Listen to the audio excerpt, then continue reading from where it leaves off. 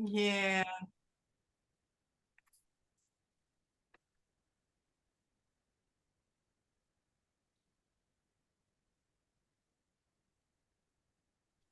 Just go ahead now. Okay, welcome to July 14th, 2023, Create a World. My name is Victoria McMaahon, and I'm a collaborator hosting today. Create a World was generated through the field of Tantra Mat, and it is based on the principles of everything is on behalf of everything else. Everything is a part of everything else. And everything is in relationship with everything else, giving everything a place. Everything on behalf of life existing as whole, and knowing that everything is moving to its next greater whole. Our conversation on Create a World is a container in which we can be curious, in observation, exploration, and discovery. It's a community for the moment and a lifetime. And no one can be you but you. No one can be us but us. So we come together in our own uniqueness. I, Victoria, have been leading yoga movement practices since the late 90s. Also trained as a Gestalt psychotherapist. I have been in relationship with the body, the mind, and the spirit. And I met our guests today, Susie and Otto Collins, in the late 90s, somewhere around that time, through my yoga movement practice, joining them in a spiritual retreat community in the Gulf Shores of Alabama. So again, my life, I had to go all the way from the state I lived in Columbus, Ohio, where they are located, and go somewhere else in order to find deeper connections. That's been a story in my life. I wonder if it's that way for you guys. I'm pleased to introduce to you Susie and Otto Collins. And I want you to know that they are spiritual partners as well as life partners and certified transformative coaches. They have been helping others for decades now to move past stress, conflict, challenges, and the misunderstandings that occur in life. And what I love most is that they live a life and support you in living a life of possibilities, of love in possibility. They have so many great works, from books to other blog materials. And a couple of them that I know of are Magic Relationship Words. I love that title. No More Jealousy, and Relationship Trust Turnaround.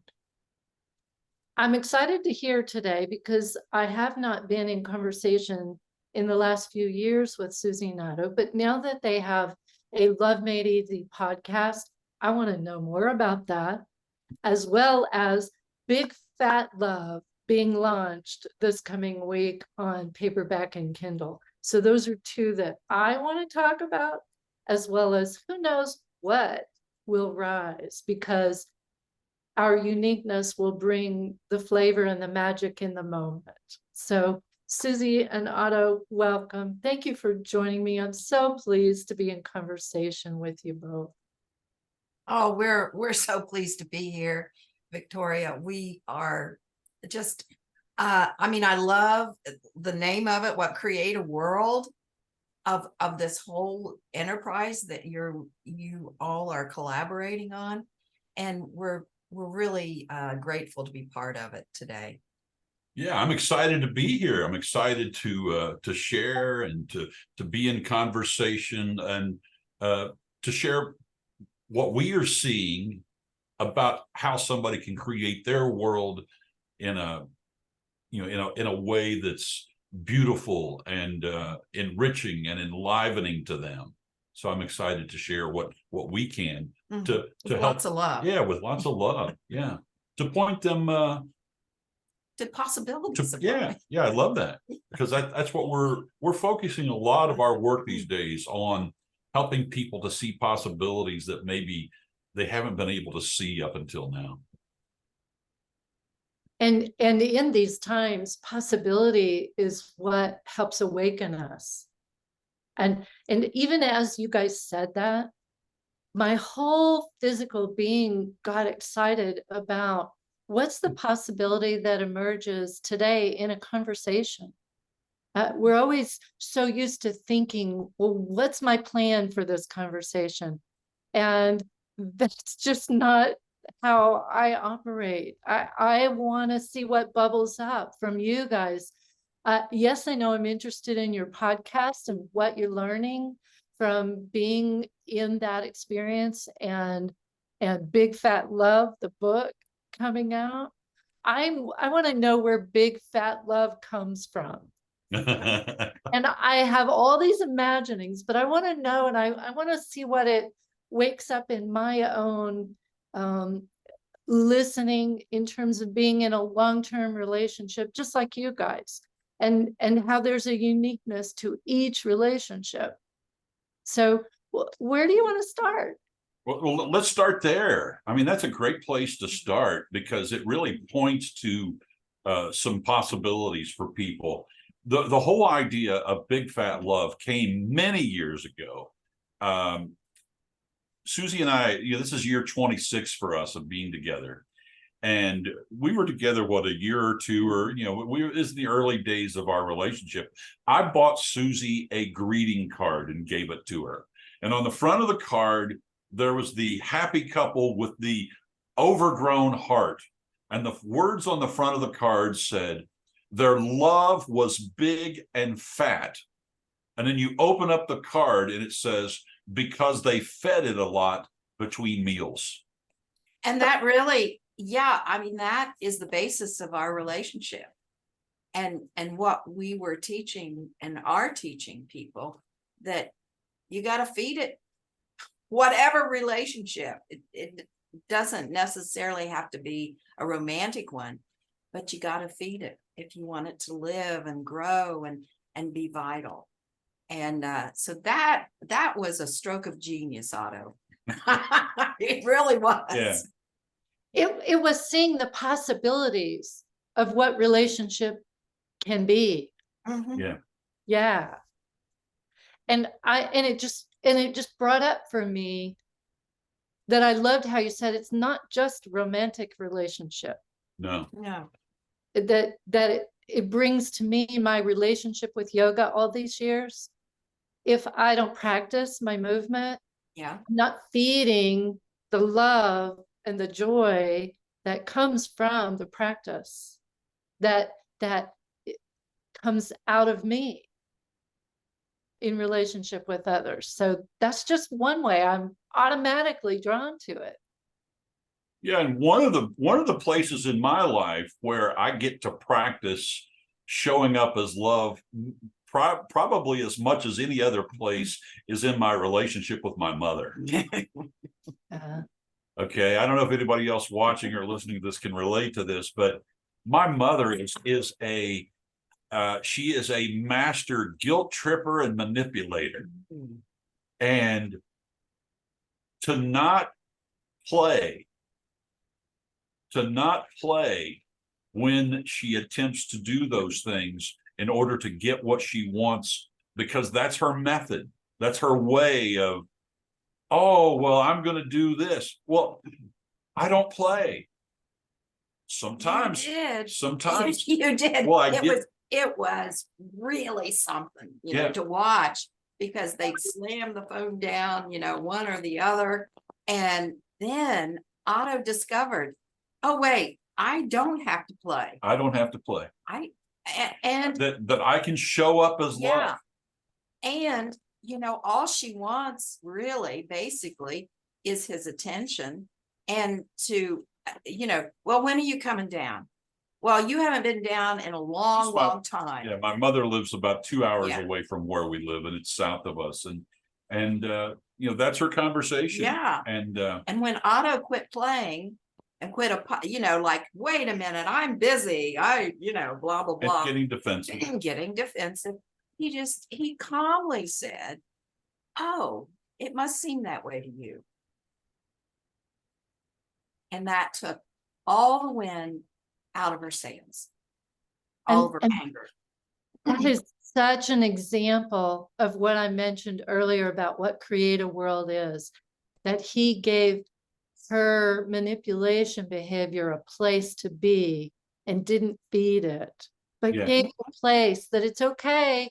We all have our challenges in our personalities, but we live the life, and the love exudes beyond those personality behaviors. And I see that as a perfect tie-in to how we are creating our worlds. Yeah. Or maybe not.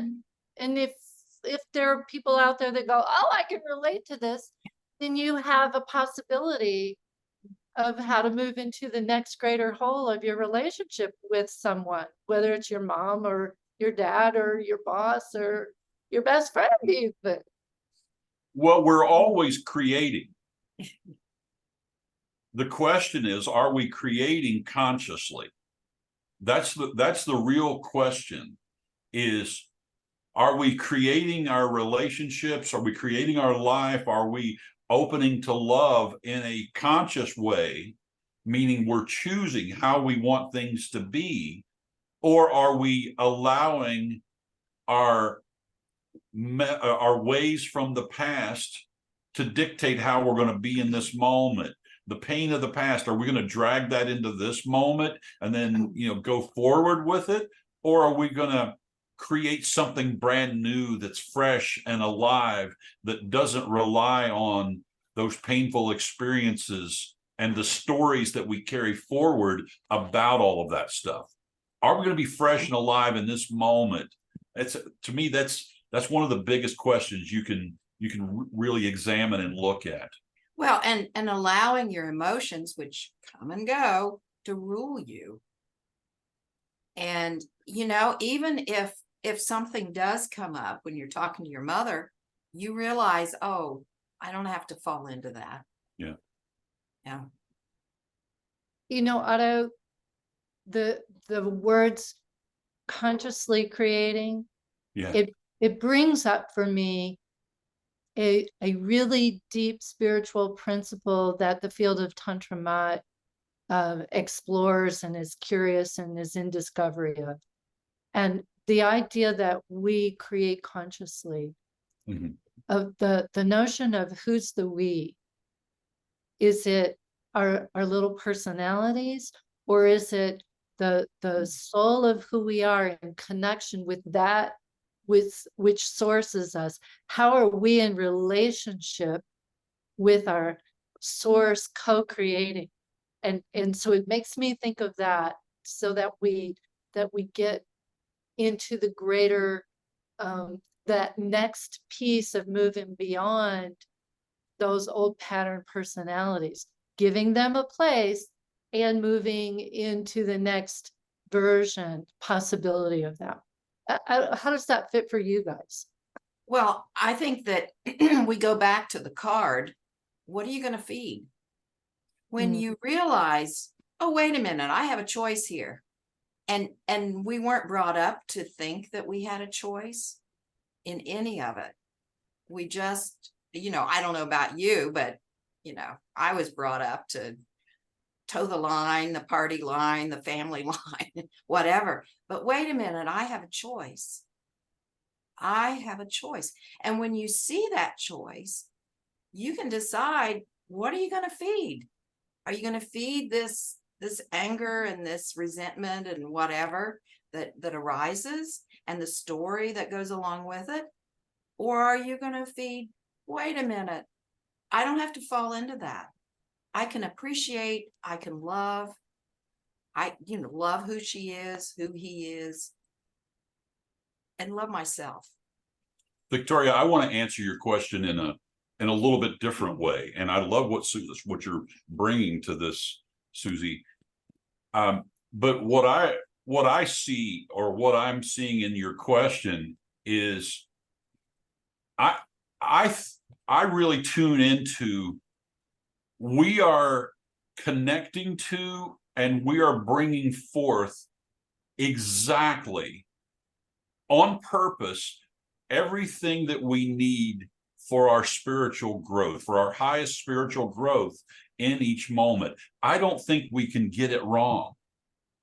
And so that is the spiritual aspect that we're constantly bringing forth. We decide this, I believe, before we even come in to this incarnation. And then the we that I'm talking about, the I, the personality Otto, then I get to consciously choose, how do I want to be? How do I want to show up? What's that going to look like?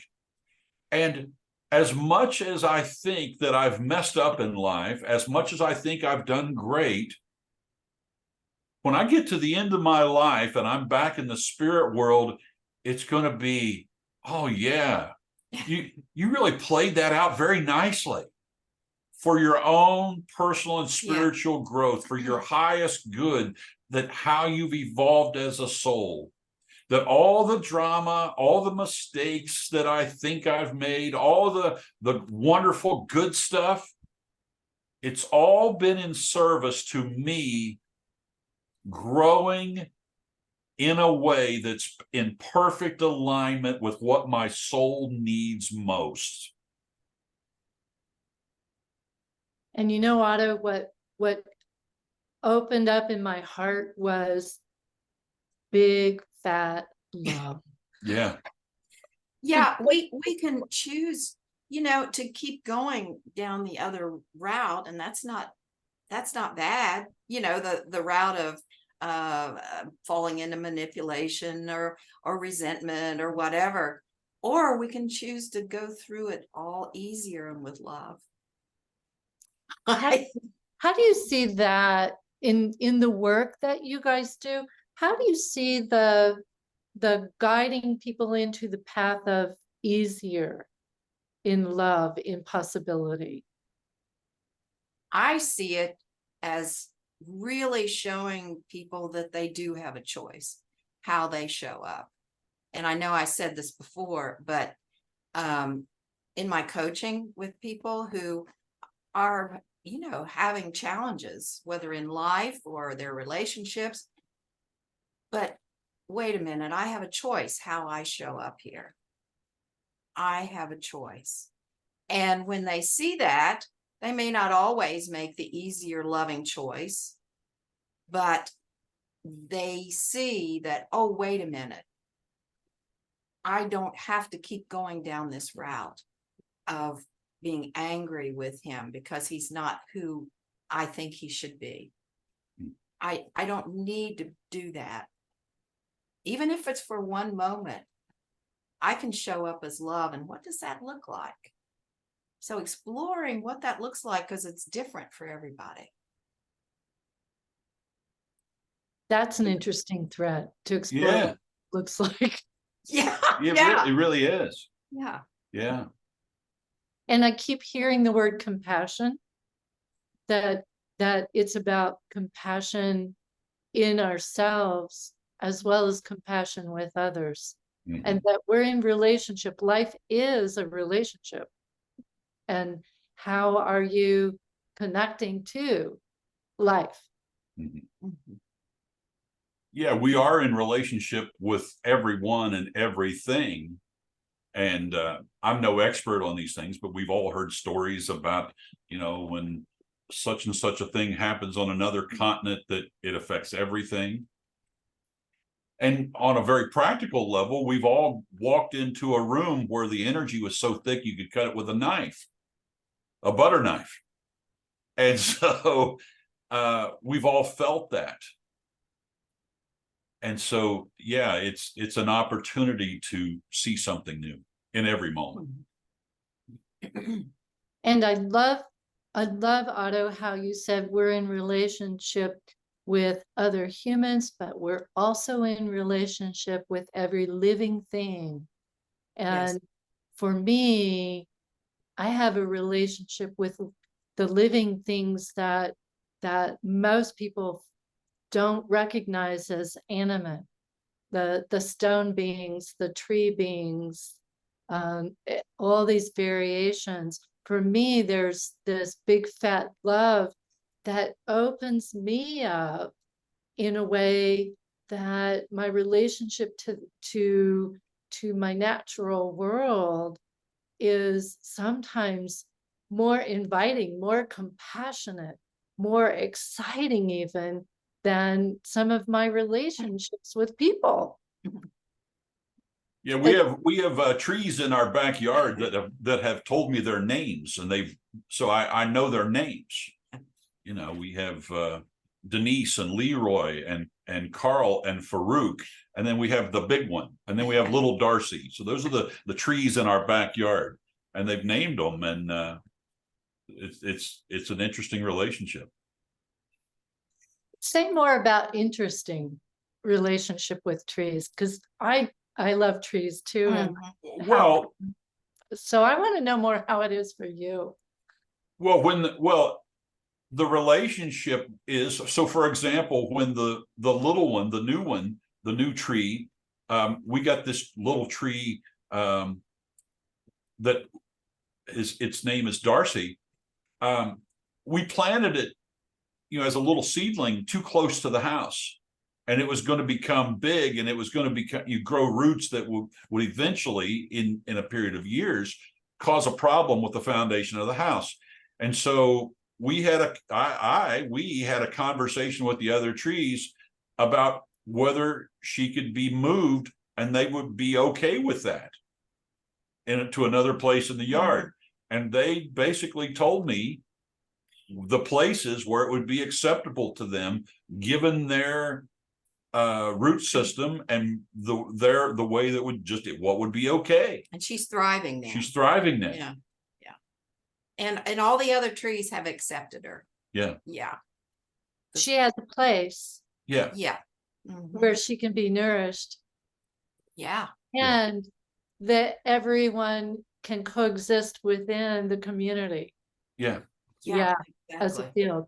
All of the principles of Country Mod Yeah. alive through a tree story.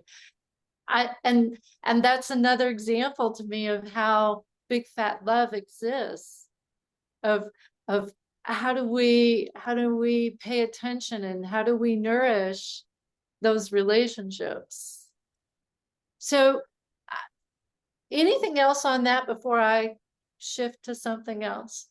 The only thing I want to say, and it's not about the lovely trees that we give thanks for every day, and the plants and the flowers, and but it's my feeling of when I'm raising my vibration of appreciation, whether it's for the trees in the backyard, or for my home, for Otto, whatever, for people in my life, I'm raising the vibration of everyone, of the whole world.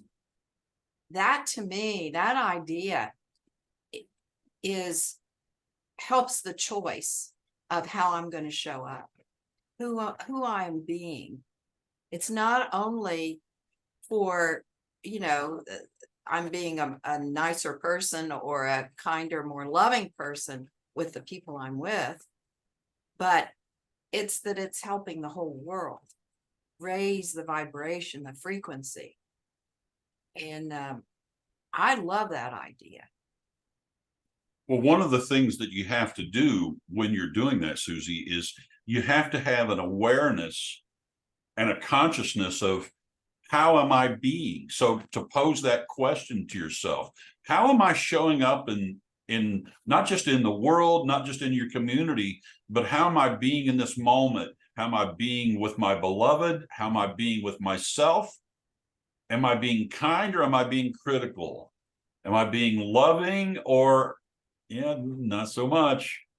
So it's really being willing to do some self-inquiry and to look at, okay, how am I being? How am I showing up in this moment? You know, am I willing to be vulnerable, or am I shutting off myself to others? And, you know, we can even go back to the possibilities. Am I willing to be stepping out into something new? Or am I shutting off to the unknown, which is always where the growth is, which is always where the magic is in the unknown. Otherwise, you'd already have it. You'd already be aware of it. And you'd already have this creation if it was already in the known to you. But the unknown, Oh, that can be scary. no, it can't be. The unknown is where the juice is. And yeah, I get you. I get you. It's a both and. Yes, it is. Well, it goes back to the creation. Mhm. Okay. So am I going to create this moment and this opportunity and this possibility as scary, or am Yeah. I going to create it as exciting? I mean, there's a story I heard one time that Tony Robbins actually told this story that I think is worth telling here about the way you see things. Tony Robbins talked about that he was called in because, and he actually told this, so I'm not telling this out of turn. He actually was told to, he was having an impromptu consultation with, I believe it was Carly Simon. And she said, you know, I'm having a panic attack. She was about to go on stage. She said, you know, my body is flushed. I'm sweating. My hands are sweating and I'm really nervous and I can't go on. And he said, well, okay, well, so he helped her. And then he said, well, let me tell you about Bruce Springsteen. Well, Bruce Springsteen says, okay, I'm getting a lot of energy. I'm hot. My hands are sweating and so forth. And he said, when that happens, I know it's time to go on. Same exact thing that was described. One person says it's time to shut down and it's time to shrink. And another person says it's go time. Same scenario, same situation, same bodily reaction, but it's the story that you tell yourself about what's going on in the present moment that determines all of it. Oh my gosh. Both of you. I want to circle back to co-creating consciously, because it just happened in the moment. When I said, is there anything else before I move into the next thread of curiosity? You guys took me exactly where I wanted to go. Just stepped into it like you were stepping onto stage, and you were in the flow of it. Mm-hmm. And so what it brings back to my mind is the book Magic Relationship Words, and how we use language, how we are in connection with our language that creates the world that we seek to live. And in the field of Tantra Mat, we have a practice using a writing practice of the creation templates. Craving creates, creating sustains and maintains, sustaining and maintaining embodies. And when you're in this practice with your language, the magic in the relationship that you're having opens you up. And so I feel the cohesiveness of how our conversation holds that container for creating the world in which we live. Yeah, that's beautiful. Yeah, I love that. And And I'm really getting more conscious and more conscious and more conscious about the words I speak about someone or something, because I'm creating them in every moment. I'm creating the event. You know, if I say, oh, that's you know, oh, that's scary, or it's not going to happen, or it's whatever, I'm creating that with my words, as you say, with my thoughts. Yeah. And if I am thinking, you know, not really great thoughts about somebody, or I'm telling Otto, you know, I'm creating them. And it's real. I mean, I learned that years ago, but I keep relearning it and relearning it and relearning it. And I think that's where observing our thinking can be the possibility, the magic to bring us into the craving what we really do want to exist in our reality, that our observing practice brings us aware of that. Oh, it gives it a place that I can be, you know, persnickety, or I don't know where that word just came from. I haven't used that one in a long time. I can allow myself to witness, to be vulnerable in the what I perceive as yucky, which really isn't to me. It's just diving deeper.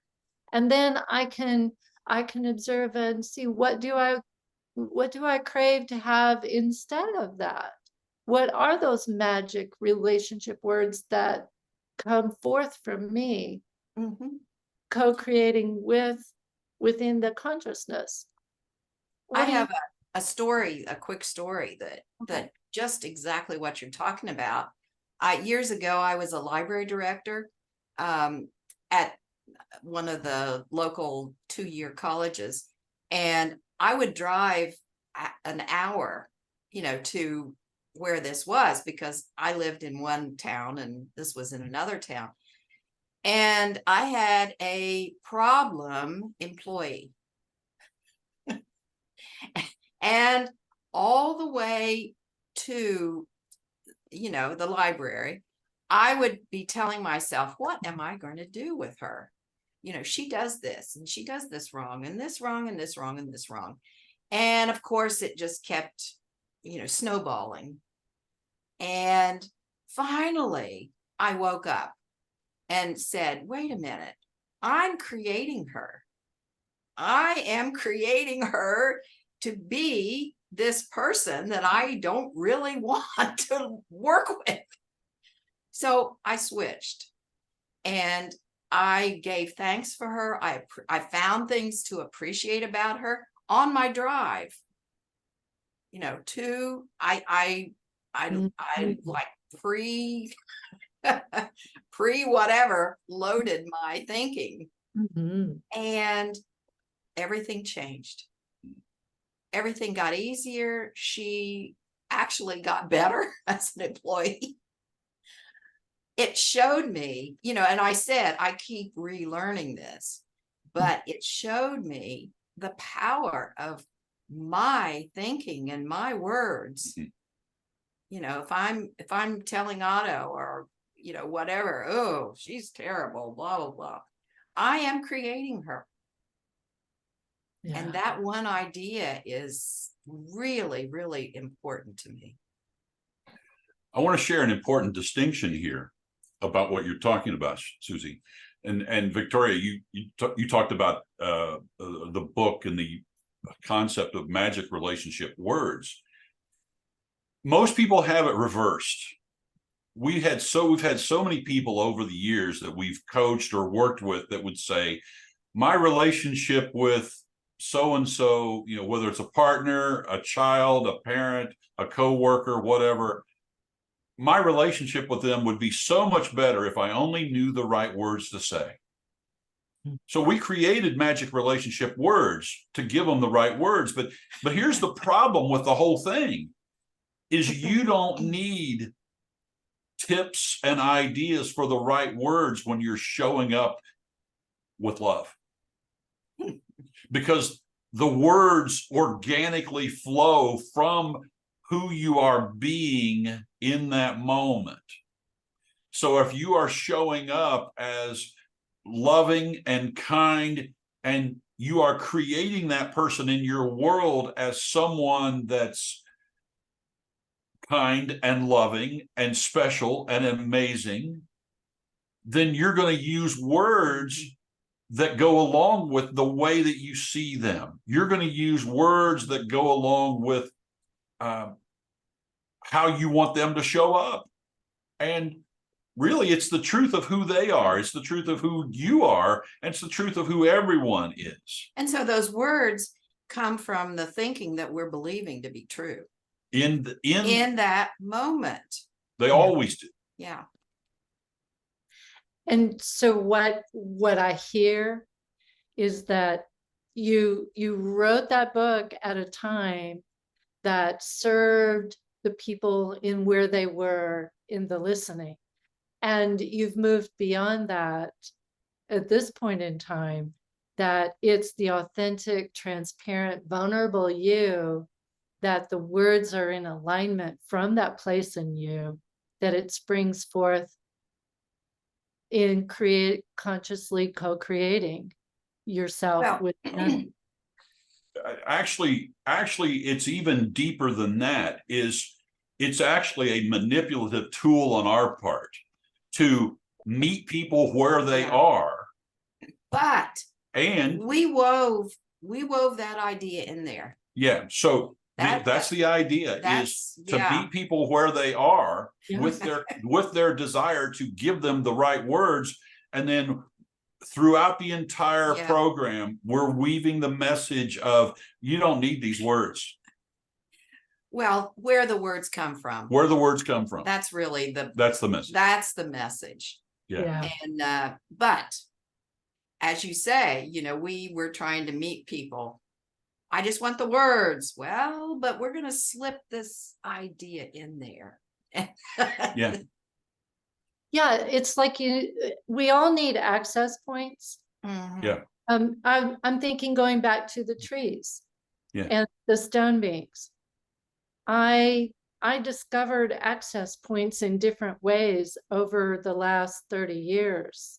And so my relationship with animate beings is different than it was when I first started.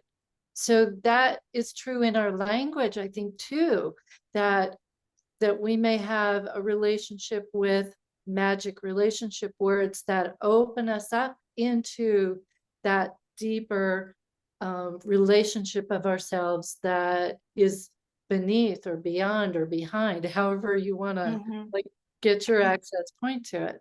And that there's a field that operates in the whole of that includes all of those possibilities, whether it's the magic word that's the access point, or the vulnerable experience that opens you up into more of who you are in that relationship. That there's a place for all of it to move you into the next version of how you're being in yourself. Oh, I love that, because I'll give you an example of a magic word. It's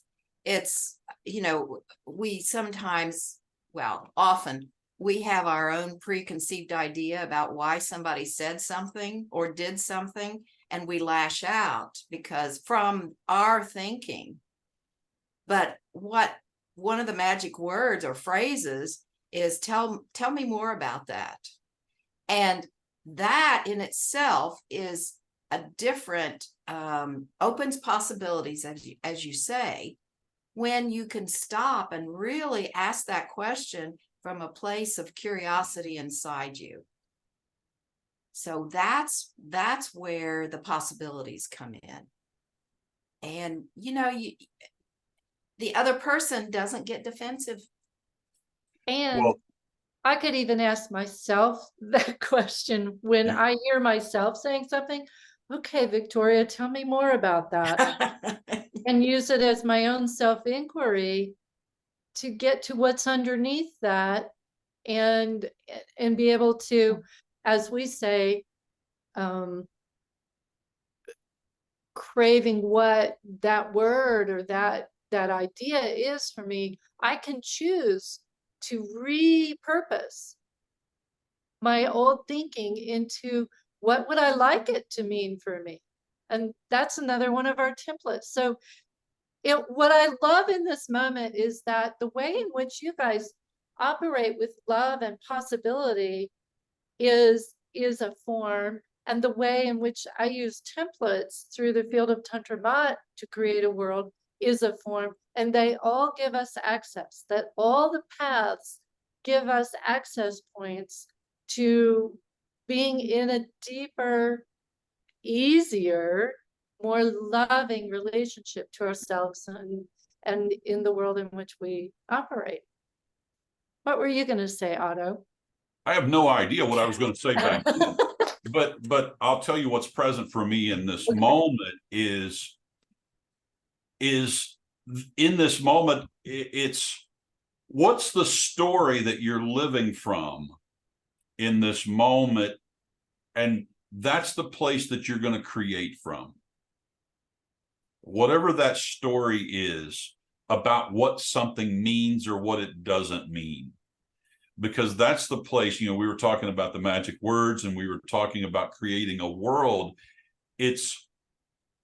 We all have an idea about what something means. And the way that we connect with someone else about that, the way that we share, like if you were to share with certain people, or if I were to share with certain people, just straight away that, I have this conversation with these trees in my backyard. Well, they'd want to be calling, certain kinds of people to come and talk to me and so forth, and then other people would say, well, tell me more about that. And how I would respond is, how when you were little that you had these imaginary friends that you actually talked to, that you thought were real? Well, I have these friends that are in the backyard that are actually real, that I talk to, that are just like the imaginary friends, except for these ones here are the ones that I can actually see. So it's finding ways to present something and to connect to somebody else's worldview in a way that connects you instead of separates you. There are going to be other people that you're going to talk about, well, the trees in my backyard have names. And they're going to go, great, tell me what they are. And other people, like Victoria, like you, and other people are going to go, wow, that's really a stretch for me, but okay, whatever works for you, Otto. But you got to meet people where they are. Yeah. That's great. And they're all versions of relationship. Totally. Yeah. So we've got about 10 minutes. I do want to hear a little more about the book coming out next week. This is a proof copy, so there's a line through it, but it's our baby. Yeah. Yeah, and the book was created literally. I mean, it's the subtitle is called The Book of Possibilities, and that's the whole game here. Is it's like we're living our lives and we're in this room, and the room has 4 walls, but there's no doors, and we've created the walls around us. And what this book does for people when they read it is it's like they're able to take like a miniature saw and open up a doorway in the room that's called the way they see the world. And they're able to step out into a new room. Or, as a friend of ours used to say quite a bit, is there are many rooms in the mansion. And what he meant by that was there are many more possibilities that are available than people can see, but they've got to be able to see beyond what they can see right now. And so, I mentioned earlier about taking a look at the unknown. That's one of the things that we're doing in the book, but also the book is really about an invitation.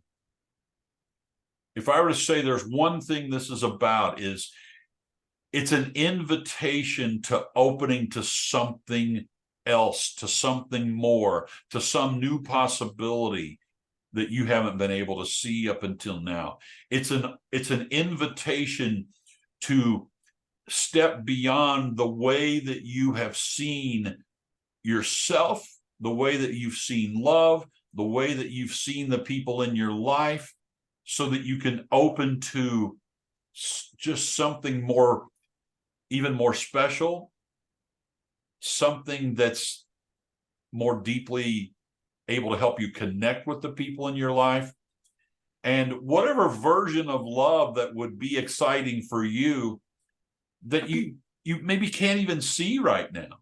Well, let me piggyback on that a little bit.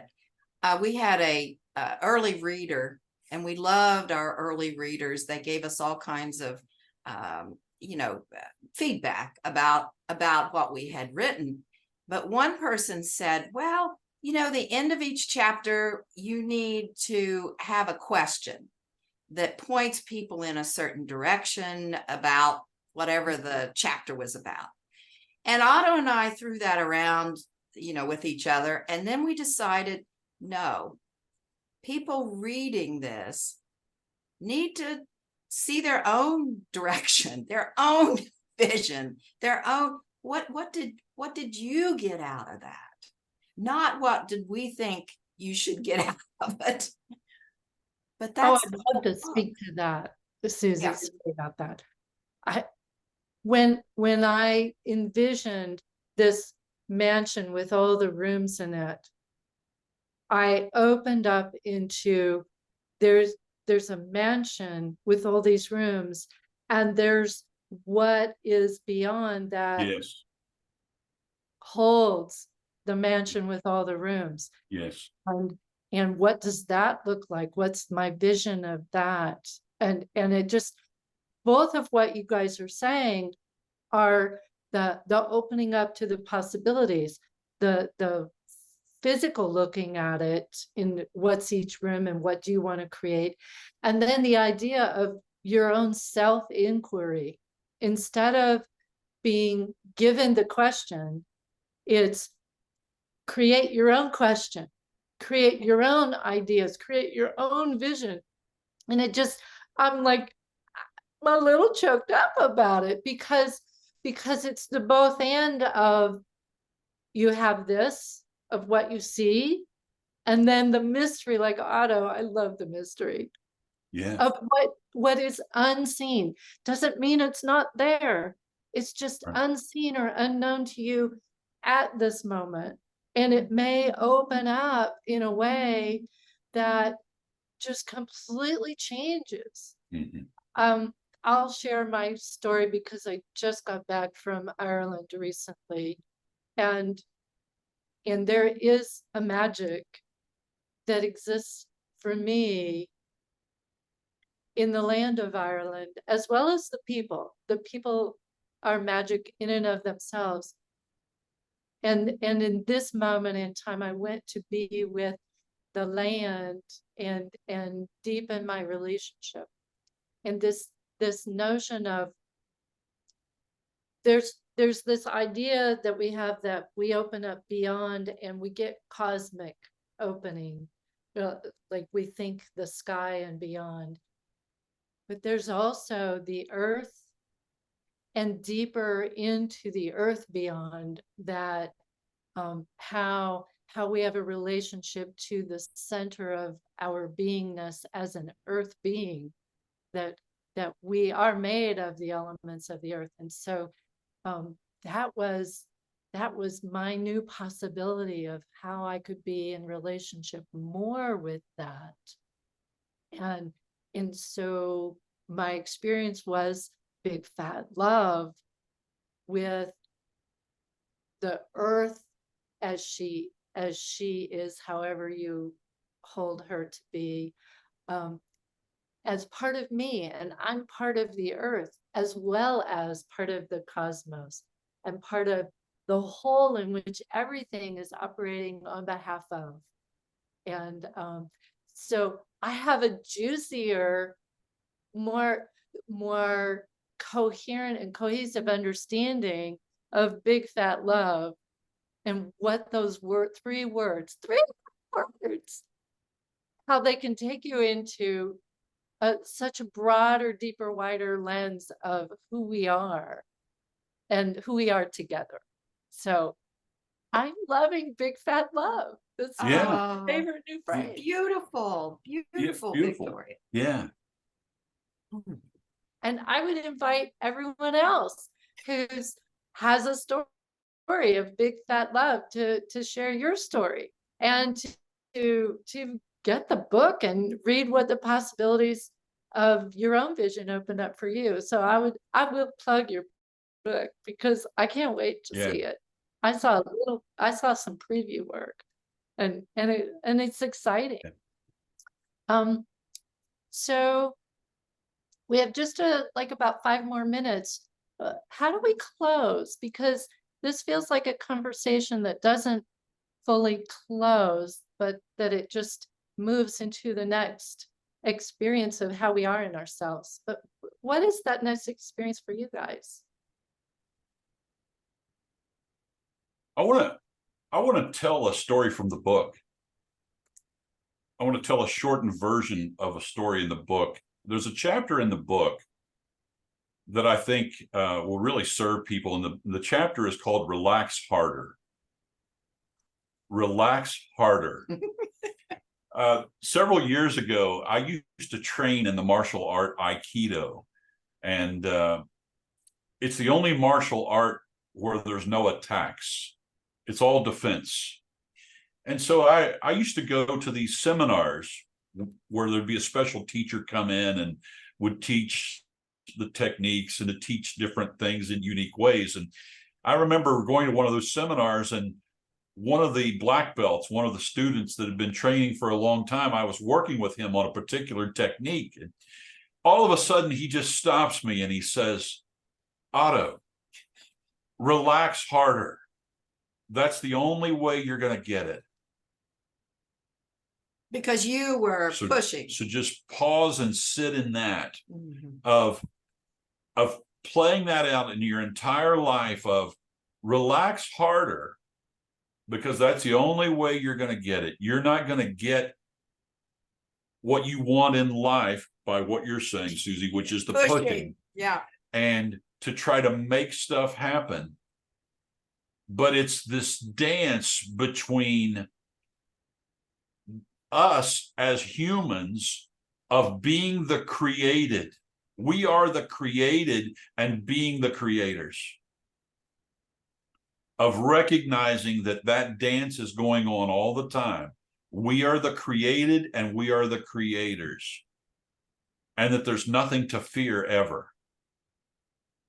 And when you start to sit in that and to see that we are the created, we are the creators, and that there's nothing to fear other than our stories that we have about things that we've made up that there are to fear, then you can relax harder and just life becomes easier. What a precious gem. What a precious gem. Relax harder. That's mine for the day. Yeah. Except for you. Well, I love that story. I love what Otto's saying, and it's absolutely showing up. And I go back to what I've said about choice. And I'm pushing here. I'm pushing. Whoa, wait a minute. Mhm. Come back. I have a choice. There could be other possibilities here of love, of loving whoever's in front of me or loving me. Yeah. whatever that looks like. So, for me, it's looking at how do I take myself away from love, and then how do I bring myself back into who I truly am, the source of who I am. Mhm. The mystery. Yes. And I'm going to close with some words I heard out of my own mouth from creation the other day. And it's kind of an amalgam of what I heard from Joan Borisenko years ago.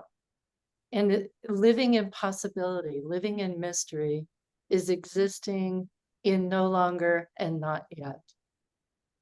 And that's where relationship, possibility, love, big fat love is.